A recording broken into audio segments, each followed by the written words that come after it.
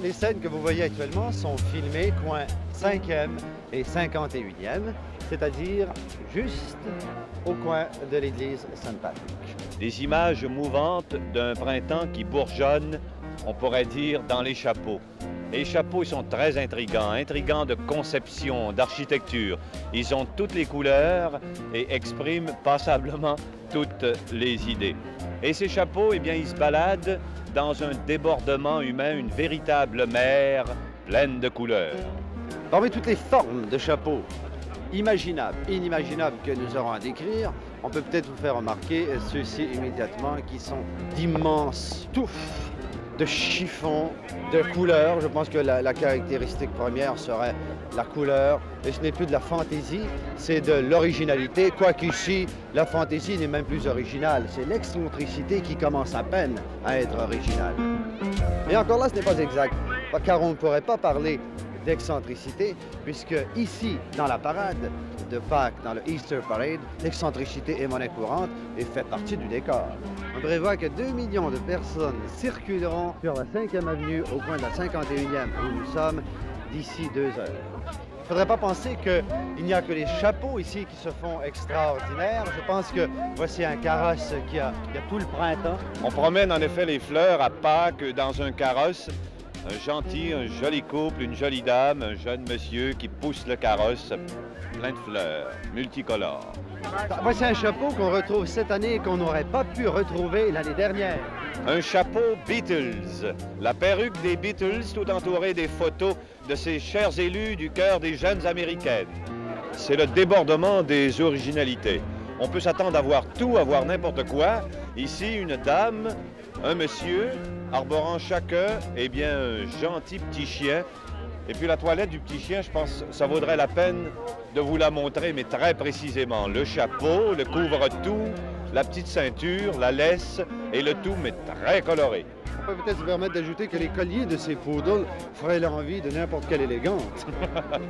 Carmen Miranda n'est pas morte. Exactement. Mais ça, c'est un débordement, mais non pas uniquement de fleurs, mais c'est une bananeraie, c'est une cocotteraie, c'est une palmeraie, véritable chapeau, mais qui veut s'accrocher dans les lampadaires de la 5e avenue. Un enfant dans un petit carrosse, mais avec un véritable jardin sur la terre. Nous assistons aujourd'hui au prolongement d'une tradition qui voulait autrefois qu'à l'appel à la fameuse église Saint-Patrick à New York, eh bien, les grandes dames de la société new-yorkaise se donnent rendez-vous pour pouvoir exhiber leurs plus beaux chapeaux et leurs plus belles toilettes de Pâques. Naturellement, aujourd'hui, les formes sociologiques, les classes ont changé, ce qui fait que l'aristocratie, eh bien, elle a également changé ses manières. Alors, c'est la foule maintenant qui, partant de ce plan traditionnel, a débordé l'église Saint-Patrick, ni plus ni moins, a pris la rue d'Assaut pour, elle, venir un peu avec une pointe d'humour, prolonger cette tradition américaine, venir exhiber également ses chapeaux, ses excentricités et ses couleurs. Et il reste comme vestige de cette tradition du défilé de mode de l'église Saint-Patrick, encore un défilé aujourd'hui, mais très particulier. C'est une foule qui, à la queue leu-leu, va aller voir les fleurs, la décoration à l'intérieur de l'église et qui...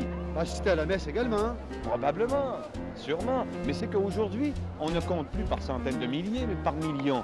Donc, les gens sont dirigés par des policiers, ils entrent les uns après les autres. Et ça a donné tout ça, je pense, une dimension nouvelle à la Easter Parade. C'est devenu une fête de rue, une fête du peuple. Il faut se rappeler que dans le fond, ce qui se passe ici, au coin de la 51e et de la 5e avenue, ça se passe aussi, avec toute échelle gardée, dans chacune de nos petites églises de campagne au Canada, puisque dans chacune de nos églises se produit la même chose dans le fond. Est-ce que notre mère, notre sœur n'en profite pas ce matin pour porter son chapeau neuf? Les toilettes de Pâques au Canada, même si le climat n'est pas toujours favorable, mais c'est un sujet de hantise, de préoccupation. Alors disons qu'à travers le monde, aujourd'hui, Pâques a des facettes différentes de célébration d'une fête printanière qui se veut en somme une fête de fleurs et de couleurs, une véritable floralie. Voilà, je pense bien, le signe particulier du Easter Parade de Pâques. Évidemment, tout ça est extrêmement profane. Si on pense à l'élégance, à l'excentricité même de tout ce qu'on voit, aux exagérations qui sont voulues pour se faire remarquer. Mais il y a aussi autre chose. Il y a les cloches, il y a les prières qu'on entend, il y a les chants religieux, il y a le soleil, il y a les 2 millions de personnes qui, quand même, ne l'oublions pas, entourent une église catholique, qui est l'église Saint-Patrick. Il y a les sourires, il y a la joie. Et en ce matin de Pâques, on pourrait peut-être se demander si tout cela, c'est pas justement la résurrection du Christ.